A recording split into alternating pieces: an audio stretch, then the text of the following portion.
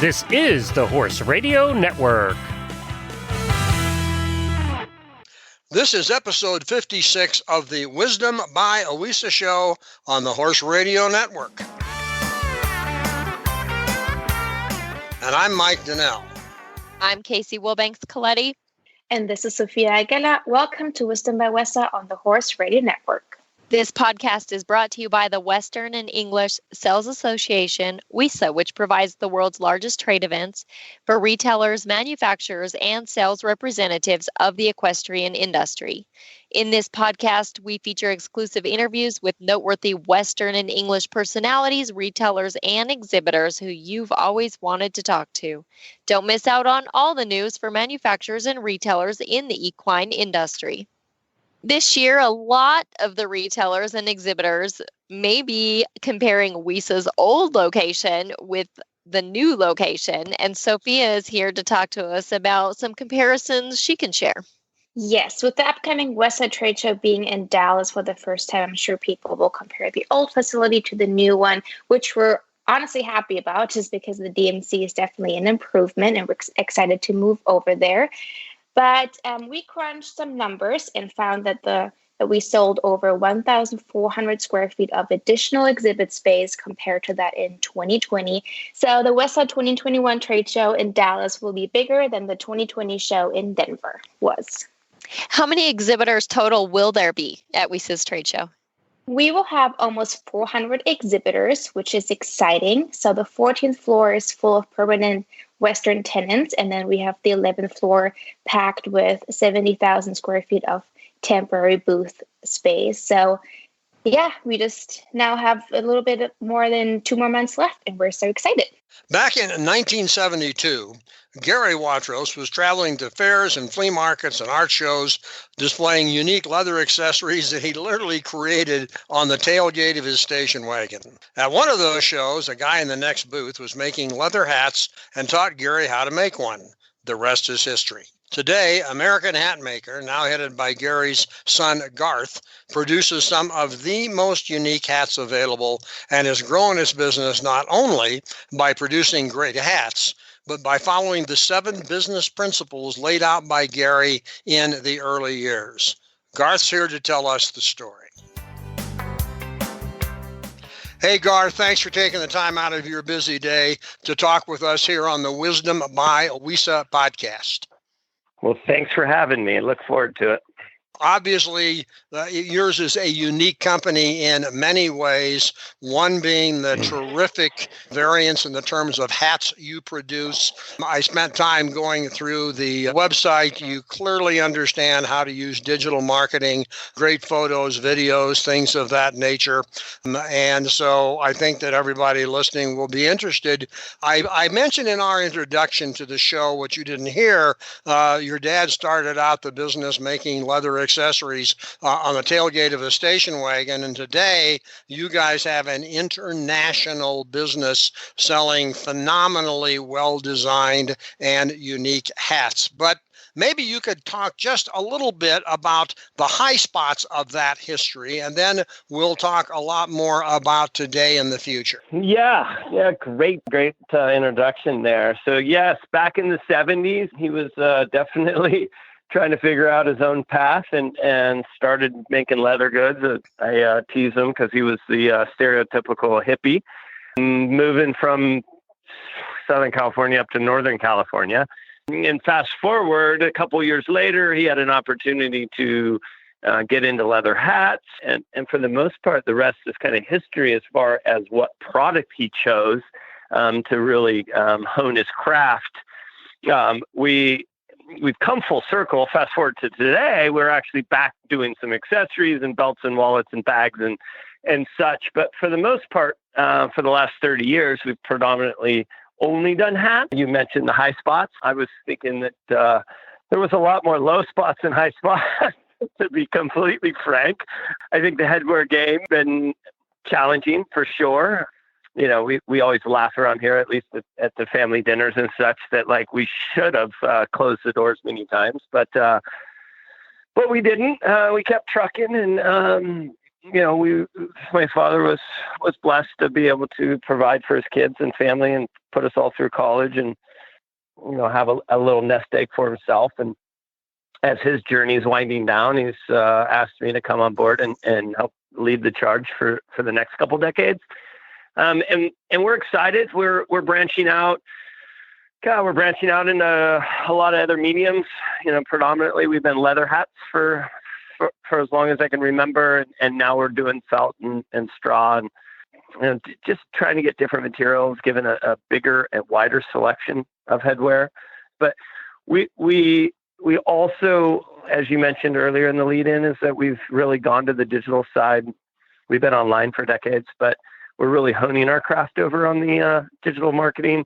Really leaned into it big time, and we're excited about our future. So. Well, and I think one of the interesting things you've begun to use other materials, but you've consistently turned out unique looking products. And that means that someone, it's your dad, it's you, it's others, have the design skills, the creativity to say, we'll take this material that is used in other types of hats, but hey, here's an idea of what this one might look like. Let's try to produce this one. And I think the interesting thing on our listeners, who are many of them in the retail business and in the Western material business, wondering how that gets done day after day, year after year, for as many years as you've been in the business. The look and the feel and the message of the product takes a lot of design creativity. Where does that come from, and how does that get continued? Yeah, so thanks for noticing. I get asked that question probably more than any other question. And my father and I, we're really the backbone from the design side. We have off and on for the last decades, we've had designers. We currently have a great designer.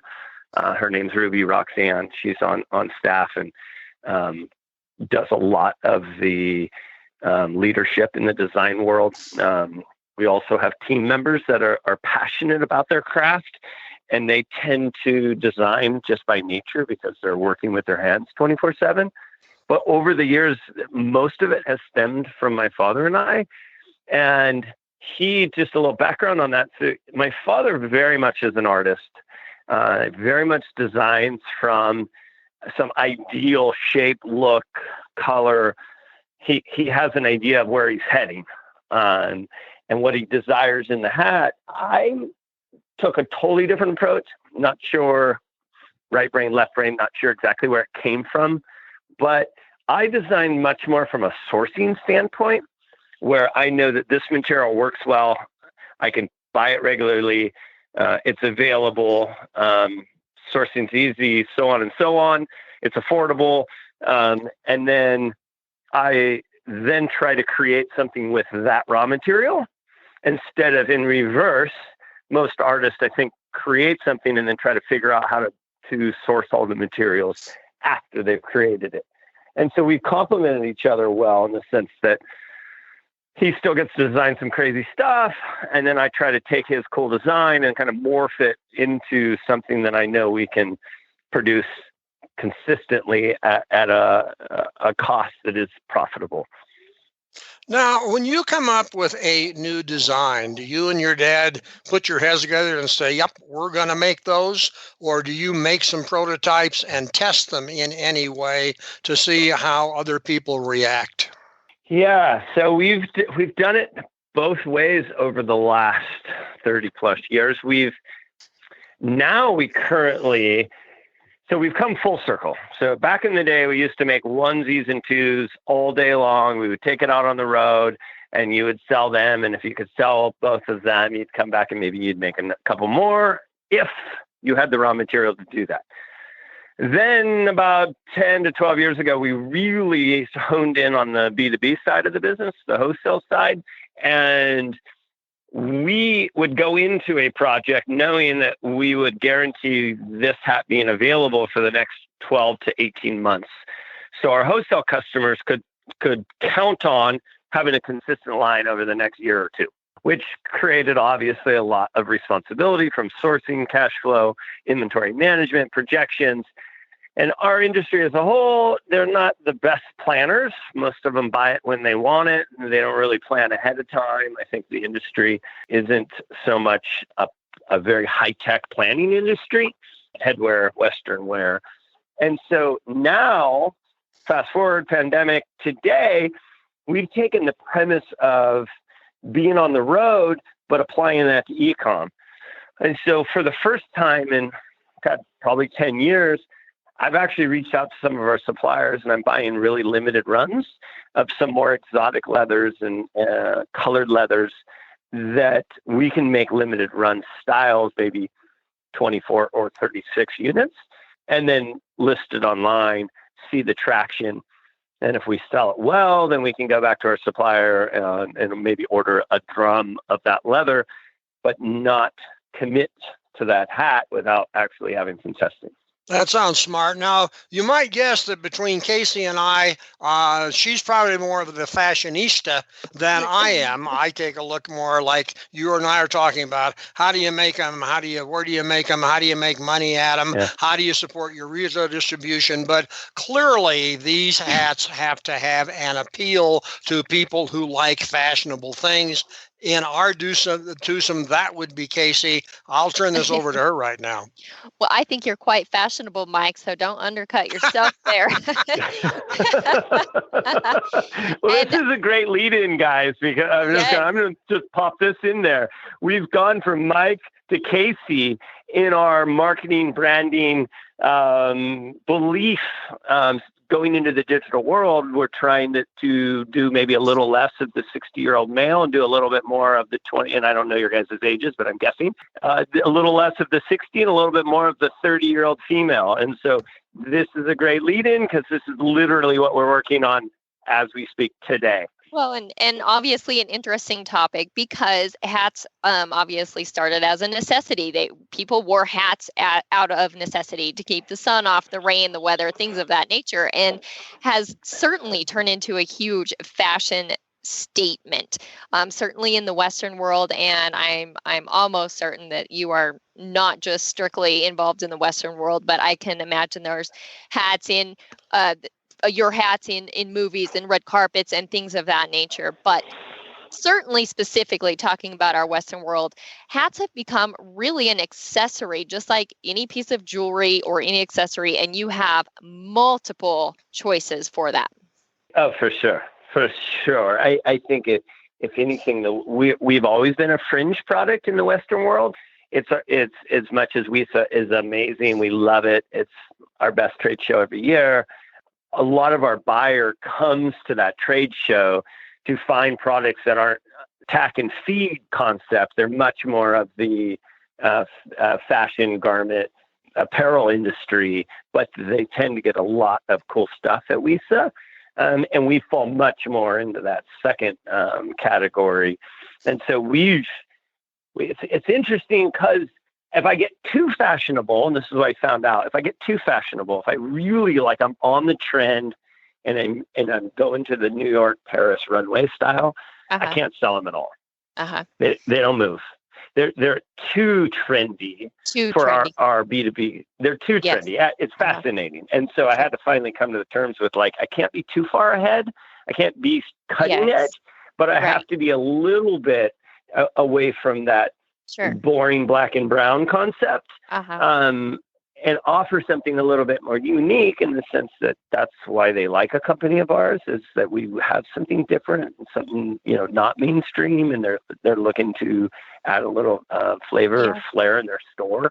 And that could help you certainly trend forecast because, as you mentioned, you can't be too far ahead, but it doesn't mean that our industry won't catch up to New York. It may take a year or two, but eventually you'll see those styles come into this industry as well. For sure. I'm just thinking a year or two or 10.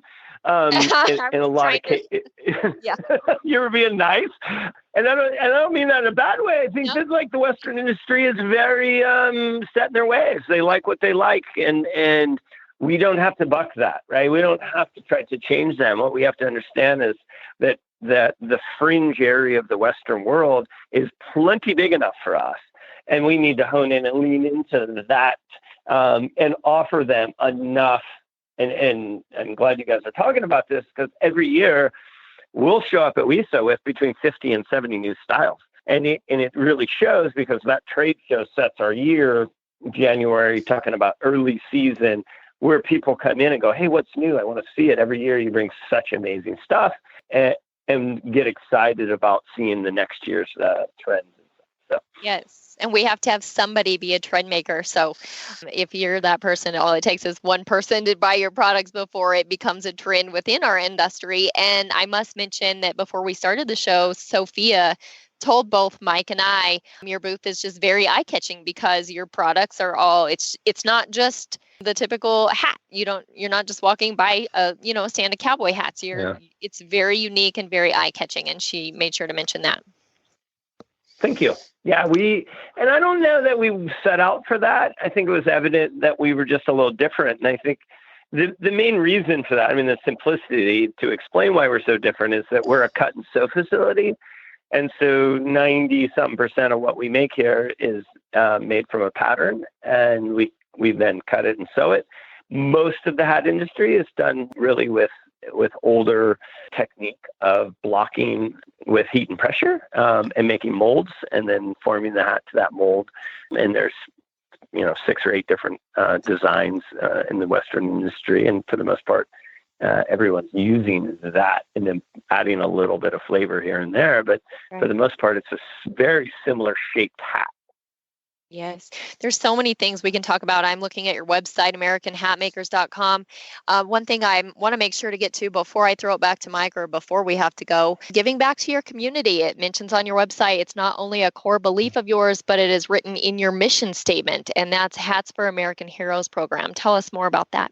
Yeah, I think, it's just giving back. And we do it in many, many ways in the community. That is a program specifically was to call out and to donate hats for people in our community that are doing extraordinary stuff. And if that's the military, if that's first responders, if that's the men in blue, just connecting with the community through donations. And next year, just to take this a step further, next year we're talking about launching 4 charities. We can touch on skin cancer. I think it's going to be a big topic for the next couple decades as people live longer. That's one. Obviously, Hats for Heroes is a big one. And then I think being that most hats are worn outdoors today, that the environment's a big one. And so we're starting a mission on every hat we sell. We plant a tree, helps the ozone layer and such. And then the 4th charity is really going to be a rotation one that especially in California with a lot of fires as of late, we can do local charities, or if there's something big in our community or society that we can get behind and lean into. So we're excited to give back. I think that as a small business and family oriented company, it feels good to do the right thing. And I think our staff and team and customers can get behind it and relate to that. So.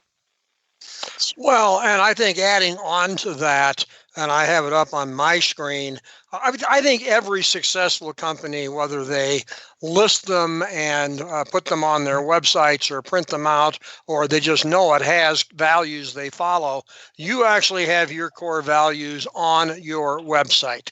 And clearly what you're talking about, giving back, is one of them.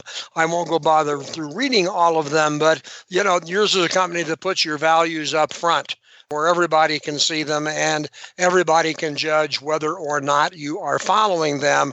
I'm sure you're aware of that when you put them there, but that guiding light has to be important in the success you've had since way back on the tailgate of the station wagon days. Yeah, we're a pretty transparent company. I lead from transparency. I think people can see through, if you're a fraud, and I think it shows. And so from an early age, 8, 9 years old, I figured out really early that I wasn't very good at lying. And so I just chose not to do it. And so why not just put it out on Front Street? And if people want to be affiliated and purchase from a company that's doing the right thing, we'd like everybody to know that. So we tend to not hide behind it. But yes, thank you for noticing. We're very transparent. And I think overall, as a company and as a family, we're always trying to do the right thing in life and support the others that are trying to do the right thing as well. And if that's through giving hats away or I'm a big fan of like making sure that everybody on my team has a living wage and they get to eat and are successful in their own life. And so there's a lot of mentorship that goes on around here, making sure that everybody has the best chance for success as well. So that's a big part, I think, overall in not only the company, but my personal life. So. Well, I thank you for sharing that thought as well. Maybe in closing, it's a question we ask a lot of our guests, not looking for a precise answer, but obviously no business is successful unless it's looking forward. 5 years from now, roughly, what do you think, if anything, will be different in the way your hats are conceived, produced, and sold? I touched on it a little bit earlier. I think like one is getting to a younger demographic. I think that is going to be the success of the future for a company like ours, especially as you guys have pointed out, thank you, by the way, many times in this call, that we tend to be refreshing and great designs. So marketing much younger. Also, offering more specific marketing to females. We've got these beautiful hats that are very feminine, but we haven't always done the best job to provide that clear message to the women. And then three, I guess, is really just giving back to our community and staying relevant in the fact that we're all together in this journey and trying to balance doing the right thing in your community or society and trying to make a living wage for everybody on your team. And I think as long as we're balancing that, at the end of the day, it feels good and it feels right. I made a decision early on as I took leadership that I wanted to hire people that were on the same page. We're all in this together. So I'm going to want to come to work. And that really has to do with just hiring good people and providing them a nice, safe, good place to work. Casey, what do you want to add? Well, I think this interview felt really good too, as you mentioned. And I think, if anything, the tone of this interview really sets the tone for your business. And I think it makes anybody listening feel safe to do business with you. And I wish you much success in the future. Thank you. I don't know if you guys just heard, but there's a bell. The wholesale department, the B2B department, is right outside my door in my office. And they just opened a new customer right now. And everybody's cheering because obviously with the pandemic, it's been brutal, but we're staying positive and excited. And you guys got to hear a new customer of American Hatmakers that just popped in. So, well, good for us and good for you. Congratulations. Hey, yes. Garth, thanks so much for taking the time. Go celebrate with your staff on adding another customer. And we appreciate you being on the Wisdom by WESA podcast. Thanks, guys. Have a great day. The show notes and links from today's show can be found on the website wisdombywesa.com. And of course, we'd like to hear your feedback. If you go to that website, there's a link, a contact link, when you can share your thoughts. The Wisdom by WESA show will be published on the 15th and 30th of every month. You can listen on most of your favorite podcast players, and you can also listen on the Horse Radio Network app on your iOS or Android phone. You just search Horse Radio Network in the App Store. It's free and it's super easy to use. Be sure to visit all the great shows on the Horse Radio Network at horseradionetwork.com. Thanks for listening to the Wisdom by WESA podcast. WESA, where the industry meets.